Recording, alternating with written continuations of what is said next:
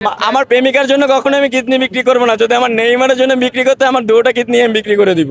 আজকের ম্যাচের প্রত্যাশা আমাদের বর্বর, আমাদের জেতার প্রত্যাশাটাই থাকে। নরওয়ে শক্তিশালী টিম ঠিক আছে, কিন্তু আমরা ওইভাবে শক্তিশালী মনে করতেছি না, যেহেতু আমাদের নেইমার জুনিয়র মাঠে ফিরে এসছে, আমাদের প্লেয়াররাও আস্তে আস্তে ভালো খেলতেছে, ডিফেন্ডিং করতেছে। তো সেই ক্ষেত্রে নরওয়ের সাথে এখনো আমাদের ম্যাচ জেতা হয়নি। দুইটা ফ্রেন্ডলি ম্যাচ ড্র হয়েছিল আর দুইটা ম্যাচ নরওয়ে জিতেছিল। তো সেই ক্ষেত্রে তারা মোটামুটি শক্তিশালী দল হিসেবে আজকে আছে।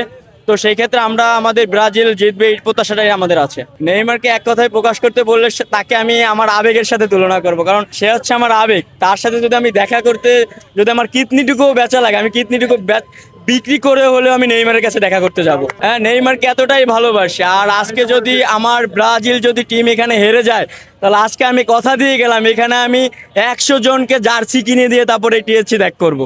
নেইমার যে বড় মাপের প্লেয়ার, সে হচ্ছে আমার আবেগের জায়গা থেকে তাকে আমি ভালোবাসি।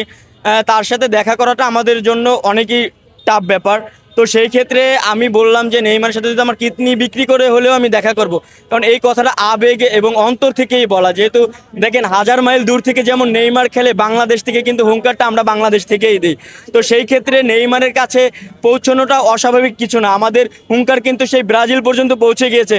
তো আমি যে কিডনি বিক্রি করে হলেও নেইমারের সাথে দেখা করব, এটাও তো পৌঁছে যেতে পারে নেইমারের কাছে। আর যদি সেইভাবেই পৌঁছে যেতে পারে, তো নেইমারের সাথে যদি দেখা হয়, সেই সৌভাগ্যটা হয়তো আমার হবে। আমার প্রেমিকার জন্য কখনো আমি কিডনি বিক্রি করবো না। যদি আমার নেইমারের জন্য বিক্রি করতে আমার দুটো কিডনি আমি বিক্রি করে দিব। জাতীয় দলে নেইমারের গোল সংখ্যা ওভাবে আমার জানা নেই, তবে তাকে ভালোবাসি, তার খেলা দেখি, এটাই আমার সব থেকে বড় প্রত্যাশা আর কি। নেইমারের প্রতি আবেগ ভালোবাসা এটা সারা জীবনই থাকবে। সে যদি মাঠে নাও থাকে, সেই ক্ষেত্রেও আমাদের আবেগ ভালোবাসাটা কিন্তু থাকবে। তবে তাকে যদি আমরা হারিয়ে ফেলি, তাই আমরা একটা নক্ষত্রই হারিয়ে ফেলবো। দেখেছেন যে প্রথম ম্যাচে নেইমারকে যে প্রথম দুইটা ম্যাচে নামানো হয়নি টিএসসিতে, কিন্তু আমাদের সে আবেগঘন পরিবেশটা আপনারা দেখেছেন। তৃতীয় ম্যাচে যখন তাকে 25 মিনিটের জন্য মাঠে নামানো হয়েছিল, তখন যে বাঙালির বা সারা বিশ্বের মানুষের বুকে যে একটা প্রাণ ফিরে এসেছে, সেটা কিন্তু আপনারা দেখতে পাচ্ছেন। তবে আজকে ব্রাজিলের যে কোচ, সে কিন্তু বলেছে যে 90 মিনিট খেলার মতন ফিটনেস কিন্তু নেইমারের আছে। তো সেই ক্ষেত্রে আজকে আমাদের প্রত্যাশাটা নেইমারের কাছ থেকে থাকবে, যে নেইমার যাতে একটা গোল করতে পারে, এটাই আমাদের বড় প্রত্যাশা আজকে।